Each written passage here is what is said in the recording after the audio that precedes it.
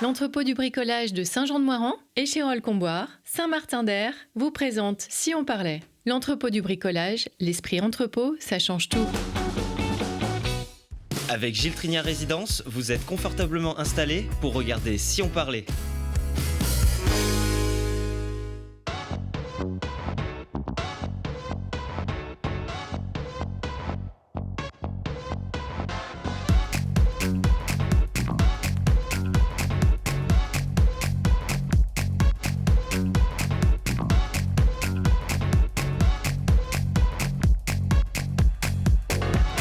Bienvenue à tous, ravis de vous compter parmi nous autour de ceux qui font bouger les lignes, en espérant que vous mordrez à l'hameçon de leur passion. Une passion de son territoire et de la population du Trièves qui guide son engagement, voilà qui inspira une réalisatrice pour une comédie déjà à succès, Les Petites Victoires. Avec ou sans victoire, sa passion du ski durera toujours, mais pour le fun, pour cette jeune retraitée de l'équipe de France qui construit désormais son avenir. Et la passion de l'objet tout petit qui nourrit un imaginaire infini. Le modèle réduit ne tombera jamais en désuétude.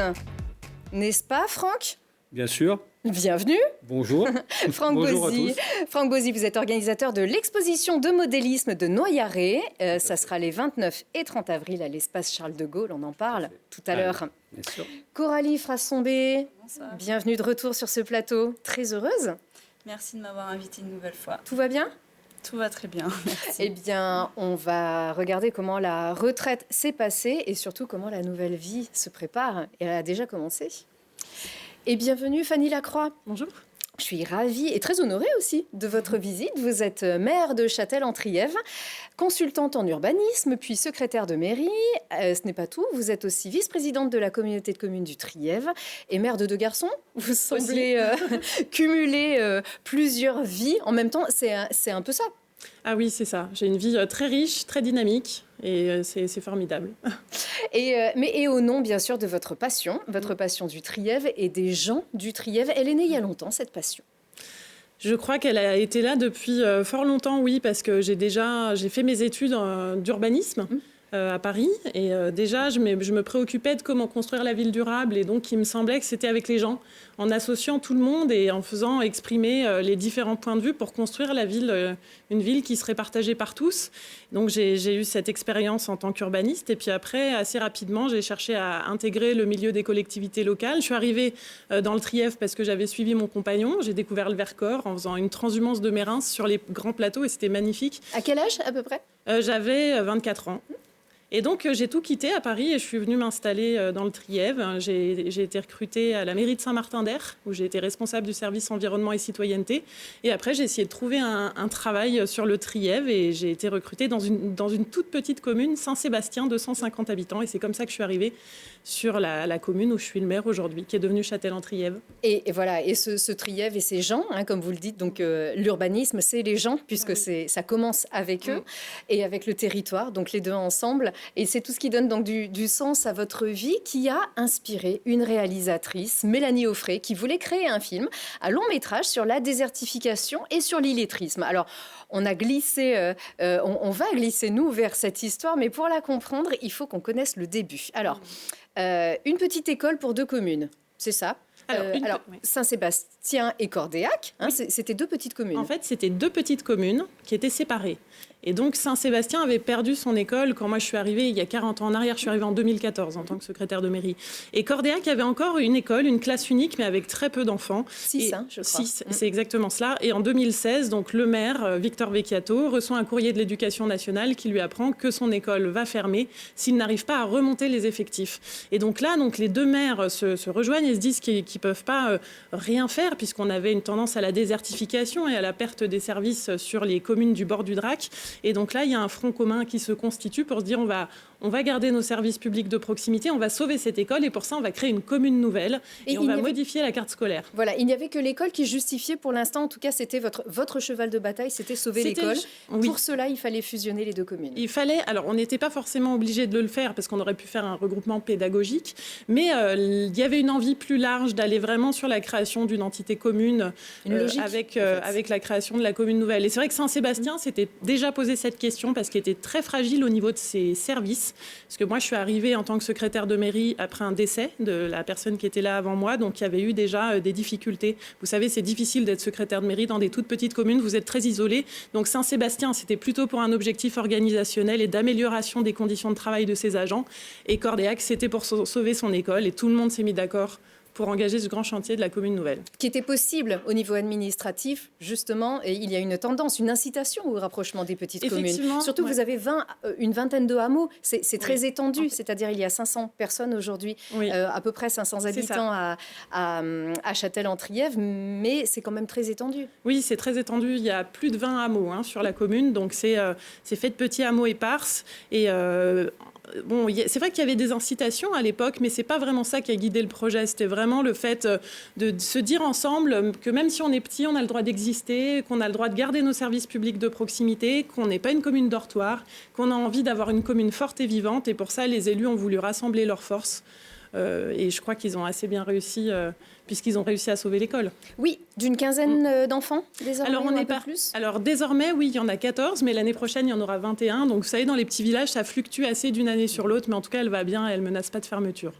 Et donc, votre histoire est venue jusqu'aux oreilles de Mélanie Offray, une réalisatrice qui donc a rencontré plusieurs maires de communes rurales pour construire son histoire. Et elle vous a contacté ? Oui, c'est ça. En fait, je venais d'être élue en 2020. Donc moi, j'étais partie du coup. J'étais partie du poste de secrétaire de mairie de Saint-Sébastien et de Châtel-en-Trièves. J'avais muté dans le Dévoluy et je m'étais investie dans la vie associative de la commune. Puis après, maire en 2020.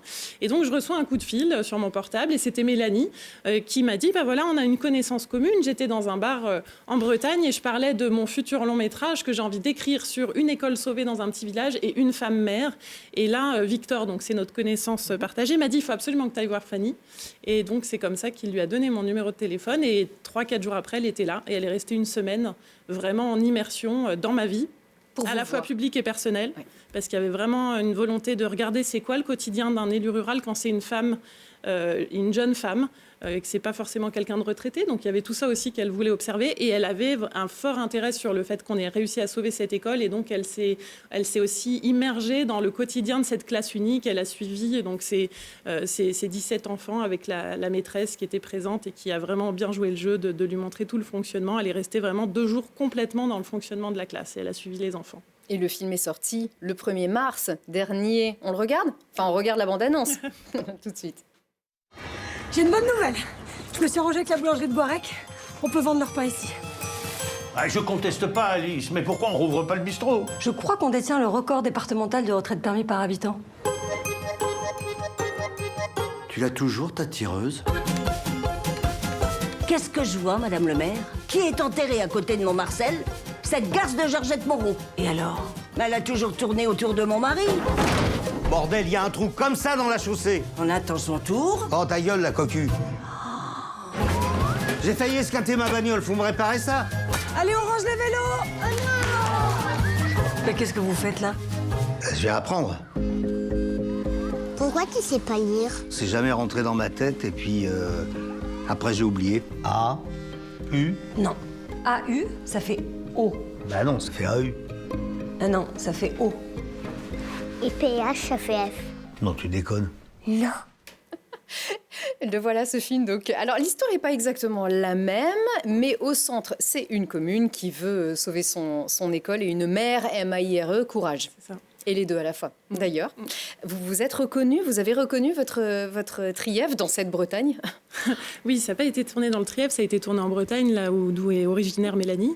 J'ai reconnu beaucoup de mon village dans des petits clins d'œil. Déjà, elle a fait des clins d'œil à des habitants. Vous verrez à la fin du film, pour ceux qui viennent le voir, ou même dès le débarrage, on voit une vieille dame sur un banc qui regarde les voitures passer. Et donc ça, c'est Yvette, c'est chez nous. J'ai souvenir qu'elle m'avait dit, mais c'est incroyable, cette dame, elle est assise, elle regarde ce qui se passe toute la journée. Et donc, elle a repris ce personnage d'Yvette et qui a un côté très universel. Et donc, j'ai reconnu, moi, des personnages de mon village. Et donc, évidemment, il y a cette classe unique, mais il y a aussi cette dynamique citoyenne pour ouvrir une boulangerie. Et donc, nous, c'est un peu ce qui est arrivé aussi sur Châtel-en-Trièves, puisque les habitants on crée un café-épicerie associatif et donc on retrouve des moments qu'on a connus sur le village où chacun tient le tableau de qui tiendra l'épicerie demain et donc tout ce côté très convivial où on reprend goût à faire des choses ensemble et dans la grande simplicité, ça c'est vraiment Châtel-en-Trièves. Où chacun s'engage. C'est exactement ça. Nous, sur le village, ce qu'on a compris avec la création de la commune nouvelle, c'est qu'un maire seul dans son bureau avec une secrétaire de mairie ne pourra pas faire grand-chose, mais s'il comprend qu'il est proche de ses concitoyens et qu'à 500, si on se remonte les manches, on peut faire quelque chose ensemble, et ben il a gagné. Et donc c'est ce qu'on a fait à Châtel. On avait peu de moyens, pas beaucoup de services, mais tous ensemble, on fait une communauté qu'on arrive à aller de l'avant tous ensemble et à faire vivre de nouveaux services de proximité. Puis on apprend aussi dans une communauté, on apprend à faire des concessions, on apprend à prendre sur soi, on apprend les initiatives et à les mener à bien. Je trouve que c'est extrêmement important dans la période qu'on vit où on voit quand même une forme d'effritement social, où on a de plus en plus de mal à discuter les uns avec les autres ou à faire confronter des univers différents.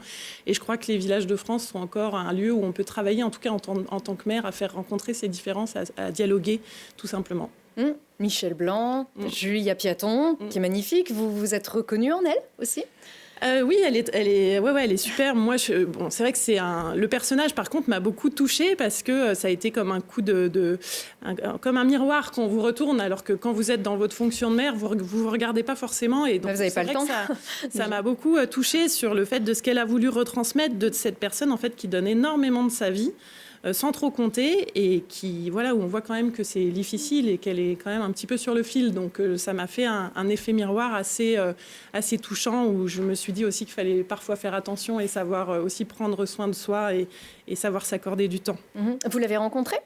Non, malheureusement, je n'ai pas encore eu la chance de rencontrer Julia Piaton. Pas encore ? Pas encore, mais après... Vous n'avez pas été contactée ou parce que, en fait, est-ce que c'est bien ou pas qu'un acteur s'imprègne du personnage véritable pour le rôle ? On ne sait pas. Ils ont leur métier. Si Mélanie m'en avait parlé, effectivement, Julia Piaton ne souhaitait pas voir le maire qui avait principalement...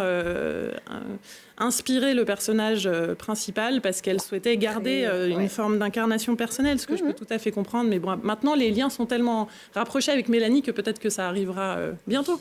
Oui, ou alors vous lui direz comme ça, peut-être si elle revient au Festival du film de l'Alpe d'Huez, parce que déjà, c'est un film qui fait du bien à la ruralité. Moi, je crois que oui, il fait beaucoup de bien. En tout cas, nous, quand on a fait l'avant-première dans notre village, ça a été un moment de fierté collective extrêmement fort parce que qu'est-ce qu'il montre ? C'est que même loin des projecteurs, loin des grandes villes, en fait, il se passe des choses dans une très grande forme de simplicité, mais où on détient l'essentiel. Et je crois que c'est ça le beau message des petites victoires. Et d'ailleurs, le titre le reprend, c'est qu'en œuvrant collectivement, en faisant société ensemble, on arrive à changer un peu la vie. C'est ces petites victoires qui ont l'air de rien, mais qui donnent du piment à l'existence des uns et des autres et qui font encore le sens d'une vie en société. Surtout que des petites victoires, il y en a déjà 2, puisque c'est un film qui fait du bien tout court et qui a été primé, 2 fois primé, récompensé au Festival du film de comédie de l'Alpe d'Huez. Là, en 2023, il a fait partie de cette sélection. Il a eu le prix du public et le prix du jury. Comment est-ce que vous avez réagi à ça ? Nous, on a été tellement ravis pour elle, surtout qu'on avait fait l'avant-première à la Mure juste la veille. Donc le lendemain, on a vu qu'elle avait remporté son prix et tout le village était extrêmement fier. Dans une salle comble en plus, beaucoup de monde. À la Mure, on va dire un bon quart de la population de 150 personnes. On a acheminé tout le monde en car et c'était extraordinaire puisque c'était vraiment dans une ambiance colonie de vacances. On allait chercher tout le monde. On est passé dans tous les hameaux alors qu'il y avait certaines routes qui n'avaient pas vu de transport collectif, peut-être même jamais. Et on est arrivé dans cette salle du théâtre de la Mure. Et ce qui est drôle, c'est que quand vous allez au cinéma, il y a souvent, vous avez des couples et puis une chaise libre et puis après d'autres personnes. Et là, il y avait 150 personnes qui étaient assises en bloc pour regarder le film et c'était juste exceptionnel. Donc une fierté intérieure, par contre, vous n'avez pas trop cancané autour de ça. Voilà, vous continuez votre histoire. Ça fait partie de votre aventure désormais, mais finalement, si le film fait du bien à la ruralité, votre quotidien reprend et votre engagement reste le même à vous et à vos concitoyens. Bien sûr, ça ne change rien, mais par contre, ça nous donne de la force pour porter ce discours qu'on essaye d'avoir à Châtel-en-Trièves, c'est-à-dire que chacun a droit à l'existence par son village. C'est même un discours qu'on peut tenir en ville. Le droit au village en ville, c'est aussi quelque chose d'important, dans le sens où on a le droit, par son quotidien, dans son espace de vie immédiat, à pouvoir participer à la vie de la cité. Mais il se repeuple le Trièves, non? Ah oui, en tout cas, nous, on a vu fortement avec le Covid un mouvement de population où aujourd'hui, toutes les maisons qui étaient à vendre sont vendues, les logements communaux sont pleins. Donc ça, c'est vraiment quelque chose, oui, qu'on constate. Il y a un attrait pour cette manière de vivre, effectivement. À la fois dans les villages et dans la pleine campagne. Oui. Eh bien, je vous remercie beaucoup. On en reparle tout à l'heure du Trièves, un petit peu. On a dit, c'est vrai que ce film s'appelle Les Petites Victoires. Il faut savoir quand même qu'il n'y a pas de petites victoires, il n'y a que des victoires. Hein, Coralie, finalement? On peut le dire. Allez, on peut le dire. On enchaîne avec toi. Bravo, championne.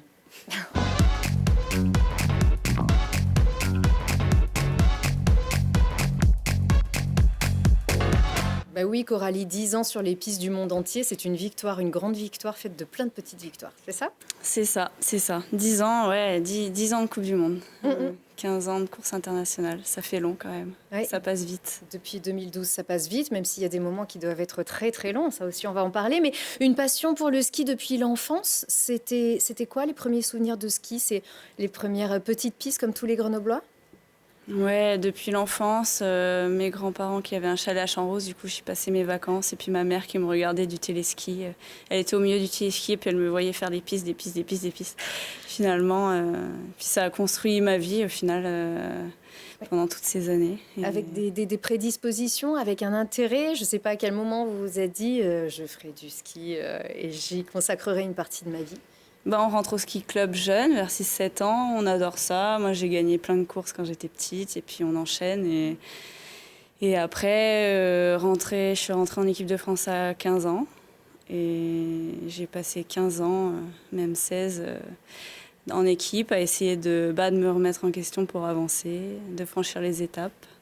Des courses françaises, des courses européennes, puis des courses Coupe du Monde. Et voilà, maintenant, c'est une page qui se tourne parce que j'ai décidé d'arrêter cette année, quoi. Oui, à 32 ans, tout juste. 32 ans, tout juste. Et géantiste de l'équipe de France. Donc, déchaussée pour se tourner vers l'avenir. Ça fait un petit moment que ça trottait dans la tête, mais il fallait aussi choisir le bon moment. Aujourd'hui, avec du recul, avec du repos aussi, puisque la saison s'est terminée il y a quelques semaines maintenant, c'était le bon moment? C'était le bon moment, oui. J'avais hésité l'année dernière, parce qu'en fait, je voulais faire absolument les Jeux Olympiques, que je n'avais pas pu faire les années d'avant parce que je m'étais blessée au genou.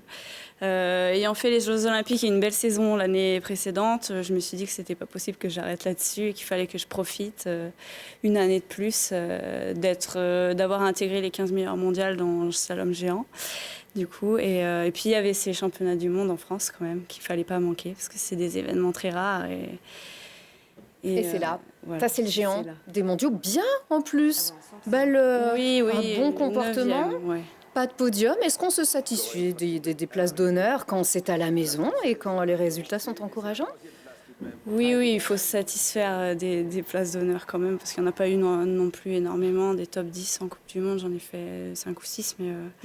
Mais voilà, surtout à la maison, c'était des journées remplies d'émotions avec la famille et puis énormément de Français qui sont venus nous encourager. Donc, une grande fierté d'avoir participé à ces courses et puis d'avoir fait vibrer un peu les Français, d'être parmi ces Françaises qui ont plutôt bien fait quand même. Oui, alors pas de podium.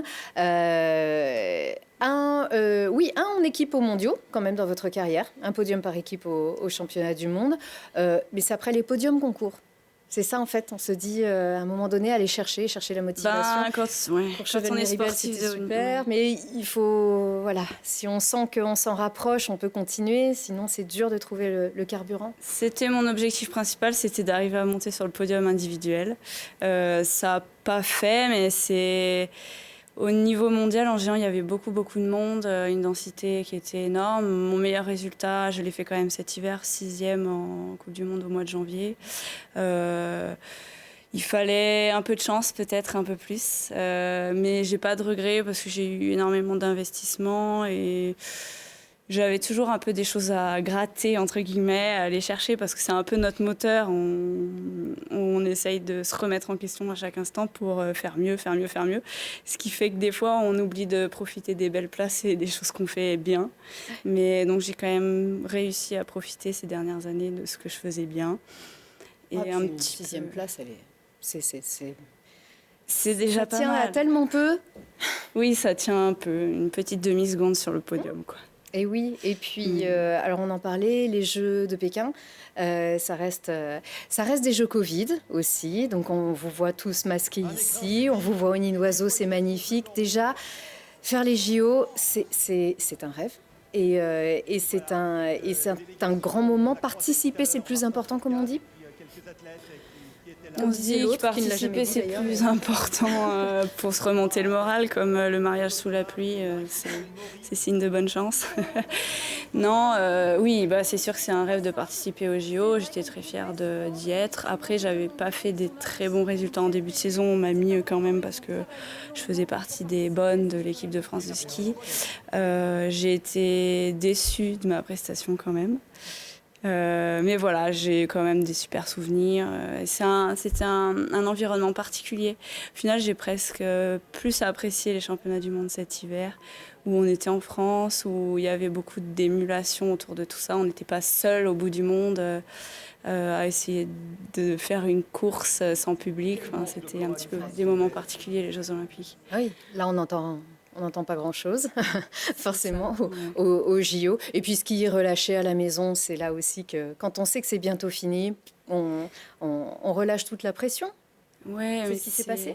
En fait, on est décuplé d'énergie ces journées-là. Et c'est ça que j'aimais aussi dans ce sport, que je revivrai peut-être un jour, je ne sais pas, mais on travaille tellement pendant des mois pour ces courses qui sont très courtes. Il y a 2-3 jours, au final j'ai fait 3 jours de course au championnat du monde, qu'on est d'un niveau d'intensité énorme, on se regarde, moi je me regardais un peu faire et je me voyais toute mon énergie et je voyais que j'étais prête à faire mon meilleur ski et donner le meilleur de moi. Au final j'aurais pas fait de podium, mais j'aurais donné le meilleur de moi ce jour-là, donc j'ai pas de regrets à avoir et j'aurais vécu des beaux moments. Oui, et puis c'est des mois et des mois de préparation. Ça se fait déjà au tout début de l'été. Finalement, c'est une préparation très très longue pour des courses très courtes et surtout pour aller lutter contre les centièmes de seconde. Donc c'est effectivement très lourd. Il faut se lever très très tôt. Il y a beaucoup de concessions. Ça reste du plaisir, mais qu'est-ce que c'est lourd! Il y a des journées plus difficiles que d'autres, mais après, le ski, on est quand même dans un super environnement. On est à la montagne. C'est pas le sport ce jour-là. C'est hyper diversifié parce que les pistes sont tout le temps différentes, les tracés aussi, les styles de neige, pareil. Donc, c'est ça que j'ai beaucoup aimé. Et puis, on a des super sensations de glisse, de vitesse. Sauf quand on souffre, puisque vous avez été 3 fois blessé au genou. Pas une fois de chaque côté, mais 2 fois d'un côté, 1 fois de l'autre. Et on dit souvent gagner, c'est tomber et se relever. Déjà, ça vous a forgé. Je l'aurais pas mal fait finalement. Ça vous a endurci, ça? C'est vrai que c'est un sport à risque, le ski aussi, donc il y a des jours où on tombe et puis ça se passe pas bien, on se fait mal. Il y a des gens peut-être qui sont un peu plus fragiles que d'autres, qui sont plus mal, donc ça a été sûrement mon cas. Mais les 5 dernières années, j'ai pas eu de blessure finalement. Donc ça veut dire que j'ai trouvé la solution pour pas me blesser, peut-être avoir un peu moins de pression, parce que peut-être la pression m'amenait les blessures, m'amenait plus de prise de risque et du coup des blessures. On a toujours des choses à tirer de tout ça, donc je pense que je me serais relevée de toutes les épreuves et je repars. J'ai choisi de m'arrêter là aussi, donc ce sera sans regret et avec beaucoup de souvenirs et beaucoup de joie d'avoir fait ce sport pendant toutes ces années. On vous voit ici avec des copines aussi, avec des copines, des copains. C'est une aventure qui s'arrête ou est-ce que vous allez garder un pied, une petite chaussure de ski quand même dans cet environnement-là ? Elle va être complètement différente, forcément, parce qu'il n'y aura plus du tout de notion de compétition, à part peut-être des petites courses comme ça entre moniteurs de ski. Mais les copines, c'est sûr que les amis, je les garderai à vie, je pense. Même si on est un petit peu éloignés dans la région, quoi, mais on est quand même tous savoyards ou haut-savoyards. Ou dauphinois, enfin voilà. Une astasianoise qui était... Oui, il y en a quelques-uns qui sont un peu plus loin. Mais c'est des belles aventures de vie aussi. Une vie de groupe, on vit ensemble pendant des centaines de jours dans l'année. Donc on apprend à se connaître aussi ensemble, quoi. Et on verra comment évoluent les relations, mais c'est sûr qu'on va en garder. Là, pour l'instant, votre avenir, ce sera kiné. C'est ça. J'ai encore 3 ans d'études à faire à l'école de kiné. Ça va bien se passer. Ça veut dire que déjà avoir un bel objectif. L'objectif, c'était de rester dans le milieu du sport et dans le milieu du ski en tant que kiné? Pas particulièrement, j'adore ce métier parce que j'ai appris forcément avec mes blessures et à travers le sport de haut niveau à connaître mon corps et j'avais envie de faire ce métier-là pour aider aussi les autres physiquement à aller mieux. Donc on verra si à la fin de mes études ça me mène à retourner en tant que kiné aux équipes de France de ski, je sais pas, on verra. Ça sera avec plaisir en tout cas si j'ai l'opportunité de le faire. Voilà, mais c'est pas l'objectif. Vous avez cette passion-là aussi, cette envie. Être consultante aussi, je sais pas si vous avez été sollicitée déjà pour rester un peu dans le... Pas encore, mais je verrai ce qui me donne envie. Pour l'instant, c'est vrai que ça va être tellement un changement de vie que j'attends de me comprendre un peu et de me connaître un peu mieux parce qu'au final, c'est des changements d'objectifs de vie aussi. Donc, Et ça se passe en douceur ou... Parce qu'on a vu, c'est un univers particulier qui vous tient très éloigné de chez vous, qui vous demande de faire beaucoup d'efforts, qui vous expose, qui vous explose aussi les genoux, comme on disait. Mais en tout cas, voilà, le retour à la normale, vous l'aviez préparé et tout se passe bien?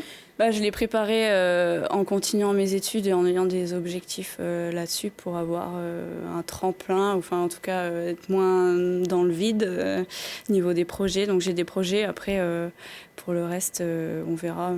Ça va. Ça va, il n'y a pas de souci avec tout ça. On est très heureux en tout cas de vous avoir eu ici avec nous. On sera toujours bien content aussi de se rappeler à ces beaux souvenirs. Et puis nous aussi, on aime bien les kinés. Donc venez un peu nous voir de temps en temps. Avec plaisir. Ça nous fera du bien. Merci Coralie. On passe d'une géantiste à la miniature.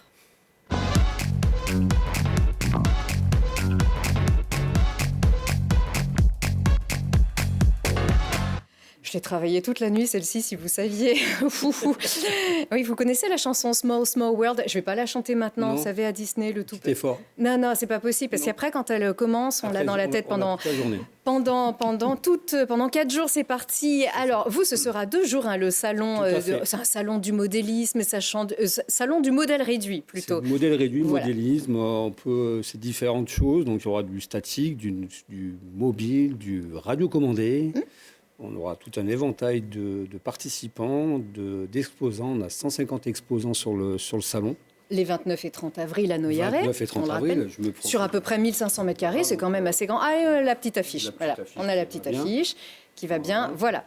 Alors, on ne lit pas très exactement, mais on va voir à peu près à quoi ça ressemble. Alors, comme vous venez de le dire, c'est statique. Il y a des choses qui sont grandes, il y a des choses qui sont plus petites. Alors, moi, j'avais été enchantée d'aller voir un salon du modélisme. Là, c'était vraiment... Enfin, du salon du modèle réduit et de la maquette. C'était à le Clémenceau, chez un club copain Tout à fait, c'était le club de Grenoble qui organisait ça il y a quelques années, en 2015. Oui, là on est en 2015. 2015, c'est ça. Exactement. Donc c'était leur dernier salon qu'ils ont pu réaliser, parce qu'aujourd'hui on a des complexités, c'est d'avoir des salles. Donc on est en général des petits clubs, on est une vingtaine sur Noyaret. Grenoble, ils sont peut-être un peu plus nombreux. Donc certaines communes aujourd'hui jouent le jeu. Donc la nôtre, celle de Noyaret actuellement, nous met à disposition donc le gymnase plus la salle des fêtes. Donc on est quand même sur une superficie de 1700 mètres carrés environ. Et donc voilà. Et on peut y mettre tout ce qui bouge, parce que là on a vu beaucoup de circuits, forcément. On voit, et puis même quand ça bouge pas, on fait bouger.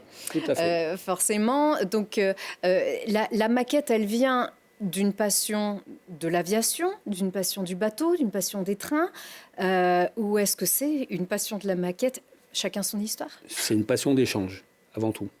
D'échange, voilà. Il y a beaucoup de personnes qui font de la maquette solitaire chez eux, mais toutes les personnes que vous verrez en exposition ou dans le club, en fait, on a vraiment une envie, c'est d'échanger en fait notre passion et surtout nos techniques. Parce que on peut partir d'un bout de carton ou d'un bout de plastique et le transformer, lui donner entre guillemets vie. Vous les fabriquez? On fabrique certaines choses, donc là, sur des véhicules, on va dire, statiques, de voitures, etc. Donc là, c'est des kits en plastique. C'est vous qui l'avez fait? Qu'on vient monter et qu'on peint. D'accord.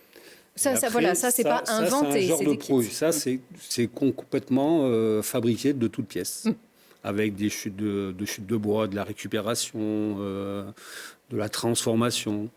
des pièces en plastique, voilà, du temps, de la passion, de la peinture, du traitement chimique certaines fois. Donc c'est tout un tas d'heures inimaginables. Oui, puis en plus, il y a voilà. des échelles, il faut se C'est tout à représenter. fait. C'est pas, je ne sais pas si vous avez étudié aussi l'architecture en plus que l'urbanisme un petit peu, mais alors là, on est un peu là-dedans aussi, hein, dans la représentation. Échelle à 24. Pardon? Échelle 1,24. Tout 1,24, d'accord. 1,24. 1,24, ça veut dire que c'est 24 Ouais. fois plus petit que la réalité. Le tout petit, mais au nom de l'infini, de l'imaginaire, parce que vous inventez des histoires aussi. On est avec les maquettes, avec le modèle réduit, on emmène les enfants dans des rêves, dans de l'imaginaire. C'est aussi ça, en fait. Quand on construit ces modèles, on rêve un peu. On rêve beaucoup, parce que de toute manière, on n'a pas le choix, quelque part. On est dans notre monde. Et c'est vrai que quand je vois les jeunes qui viennent au club, ils arrivent, les parents nous disent souvent ah, mais c'est un turbulent, attention, il faudra être canalisé, il faudra faire attention. Non, nous, on a des jeunes de 10-12 ans qui arrivent à se tenir 2 heures, 2 heures et demie de séance sans lever les yeux de leur maquette, entre guillemets, et être concentrés et vraiment sans un bruit, sans rien du tout. C'est intergénérationnel. Tout à fait. C'est ni que pour les enfants, ni que pour les retraités. C'est pour tout le monde. Tout le monde. Donc nous, on part de 12 ans à 17 ans, le plus ancien du club. Là, on rêve, mais on rêve à la fois éveillé et endormi. Hein. Ça fait. marche toujours, bien Tout à sûr. fait. Donc, ces histoires qu'on se raconte aussi, mais forcément, vous venez de le dire, la miniature, elle permet aussi de canaliser. Se canaliser, ça veut dire qu'on crée... Alors, c'est très... Regardez ces petits modèles ultra légers. C'est quand même très, très technique. C'est très méticuleux, en fait, comme art. C'est du scalpel. On travaille souvent avec du scalpel, oui, on peut se dire qu'on est un petit peu chirurgien aussi, mais du plastique, voilà, tout à fait. Et ouais, c'est vraiment de la minutie à vraiment petite échelle. Il faut pas forcément être adroit de ses mains, habile, il faut être patient, ça suffit. Patient, très patient, très patient. La grosse difficulté avec les jeunes qu'on rencontre aujourd'hui, c'est qu'ils ont de la facilité de monter une voiture, un avion, mais dès qu'ils arrivent en fait à l'étape de la peinture, c'est là où ça les décourage un peu parce qu'il faut avoir un petit peu des doigts de peintre quelque part. Il faut donner vie, il faut avoir les teintes, juger la viscosité de la peinture. Donc il y a tout un tas de techniques qu'on doit quand même acquérir. Et donc c'est là, souvent, ils se bloquent un petit peu et on a une peu de difficulté à mettre la machine en route et dire non, allez, prends ton temps, tu vas y arriver. Il faut dire qu'aussi, je vais caricaturer évidemment, mais le geste à la mode, c'est celui-là, hop, voilà. Hop, le pouce dans un sens Tout ou à fait. dans l'autre sens. Et là, pour aller, hop, je m'en sers justement pour cette image-là. On a des pinceaux, on a de la matière, donc on ne va pas jusqu'à construire ces figurines comme celles que vous nous avez apportées, mais on les peint, et on les peint au tout petit point. Tout à fait. Petit. C'est presque éducatif, en fait. C'est presque un retour à ce petit objet. On travaille sur les teintes de couleurs. Voilà, comme là, il est en train de faire un mélange de peinture. Donc, on essaie aussi de on prend des revues, hein, comme tout le monde. Hein. On s'appuie des revues et on essaie justement de leur apprendre un petit peu l'arc-en-ciel de couleurs qu'on peut avoir. Là, le bonhomme avec le casque, ouais, je vais peut-être pas le casser, je vais pas prendre le. C'est vrai. Oui, bien sûr. Il est peint. Attendez, parce que là le micro. Attendez, regardez. Hop là, voilà. Je sais pas si on arrive à. C'est peint écaille par écaille. Bien le voir. C'est peint à la main. C'est tout à fait la main, écaille par écaille. Donc toutes des techniques de peinture, des jus qu'on réalise et qui donnent un petit peu. Voilà. Parce que, oui, alors j'essaye de faire croire que j'arrive à bien voir de près. Non, il y a beaucoup de... Ah, voilà, attention, hop, je disparais. Regardez-moi ce travail. Voilà. Écaille par écaille. Et même avec la cotte de maille, on a bien fait dans la facilité. C'est très impressionnant. Et on s'y fait, même quand c'est pas du tout notre culture. Ah oui, moi, de base, je suis électricien. Voilà, donc... on va dire manuel en plus gros volume. Oui, faut être patient aussi. Faut être patient aussi, mais après, voilà, on touche un peu tous les types de métiers. Après, oui, c'est sûr que Là, les personnes qui travaillent chez Air Liquide, qui font de la minutie, donc là, pour eux, c'est plus simple. Ou des anciens ébénistes. Donc là, où eux vont faire des bateaux, des beaux bateaux en bois. Et même les mettre dans des bocaux. Ouais. On l'a vu ça tout à l'heure, dans des fait. bouteilles. Oui, dans les bouteilles, il est construit. Donc il sera présent à notre exposition. Donc voilà, n'hésitez pas. Et, ça veut dire qu'on fabrique des bateaux avec des tiges, en fait. Ce qu'il fait, c'est qu'en fait, il prépare son kit à l'extérieur. Et après, en fait, il rentre tout son kit et avec des systèmes de ficelles, en fait, il vient tirer des ficelles pour remonter les mâts des bateaux, etc., pour assembler le kit. Et il vient coller l'intérieur de la bouteille et après, il ferme. Mais en fait, on en parlait tout à l'heure avec Fanny. Les gens, finalement, on peut aller vous voir rien que pour aller rencontrer tous ces gens. Parce que tous ces gens parmi vous, vous avez tous une histoire, vous avez tous une petite passion. Rien que vous, en fait, échanger avec vous. L'objet, finalement, vos maquettes, c'est presque un support. C'est un prétexte pour vous rencontrer et écouter vos histoires.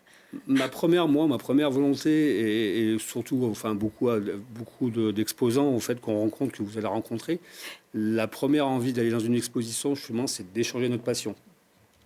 C'est notre premier but. Et c'est vraiment notre but. Et moi, j'adore discuter avec les personnes, des techniques, parce qu'on se rend compte en fait, qu'il y a énormément de gens qui font ça chez eux, tout seuls dans leur chambre ou tout seuls dans leur salon. Et quand ils arrivent à se déplacer, à sortir chez eux le week-end, donc j'encourage tout le monde à sortir le week-end, mais donc à venir aux expositions, ils ne se rendent pas compte du travail qu'ils réalisent derrière. Quand on dit que, un bateau bois, c'est 450 heures. Ici, pour faire un truc, un diorama comme celui-ci, j'ai dû passer, peut-être 500, 600 heures. Mais vous savez pas, moi je fais ça le soir après le travail. C'est une décompression psychologique qui est énorme. Et en fait, on est dans un autre monde, on est dans notre monde, on discute, on boit notre café, on papote comme tout le monde. Mais c'est vraiment, c'est une petite bulle qui est à part et qui est très sympathique. Merci de nous l'avoir fait découvrir ici. Bravo aussi pour ces réalisations. Merci. Et vous avez vu le film Alibi.com 2 ? Allez le voir. Ouais. Je dis ça juste comme ça. Vous saurez, dès que vous aurez vu le début, vous comprendrez. D'accord. J'irai le voir. Je dis rien d'autre. Si je peux juste remercier. Oui. Un petit remerciement. Oui, parce que là, c'est vrai que l'organisation d'une telle manifestation est compliquée aujourd'hui. Je tiens à remercier la mairie de Noyaret, la mairie de Veurey, Montefiori et Safety Nathalie Bozzi. Voilà, pour leur collaboration financière et technique. Voilà, et je remercie beaucoup ces personnes. Voilà. Merci beaucoup. Merci à vous de nous recevoir aujourd'hui. Mais avec grand plaisir. On n'a même pas encore complètement terminé. Un petit temps additionnel, justement, qui va nous permettre d'aller encore un petit peu au-delà.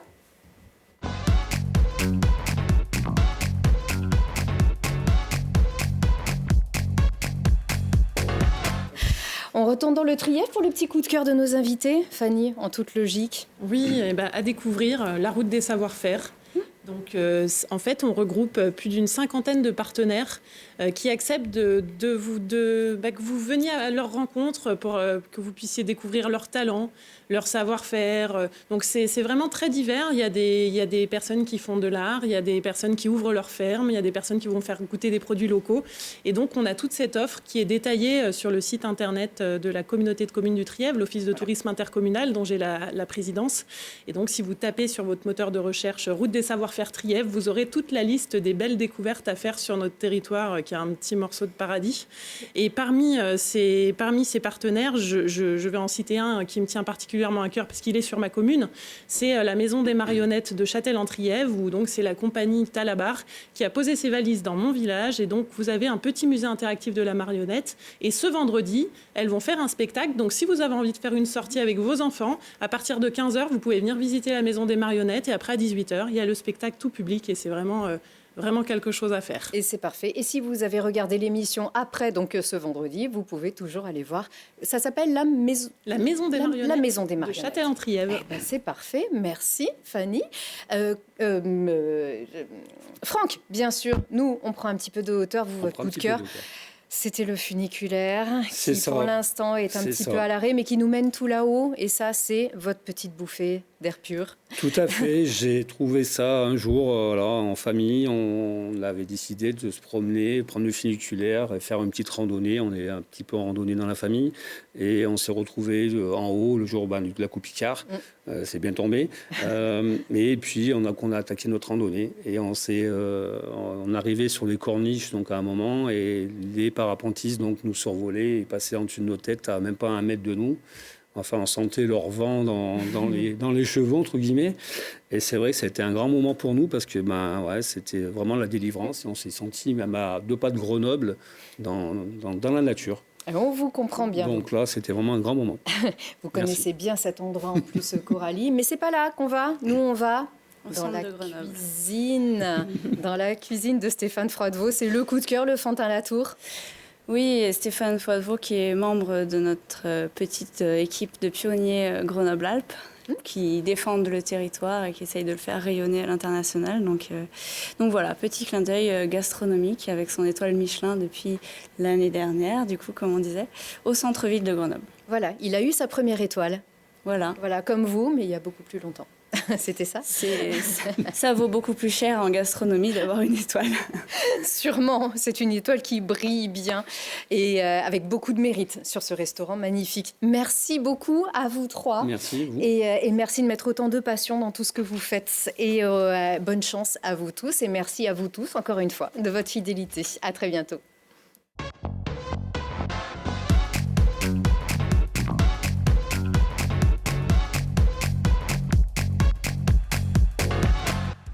Vous avez profité de Si on parlait avec Gilles Trigna Résidence.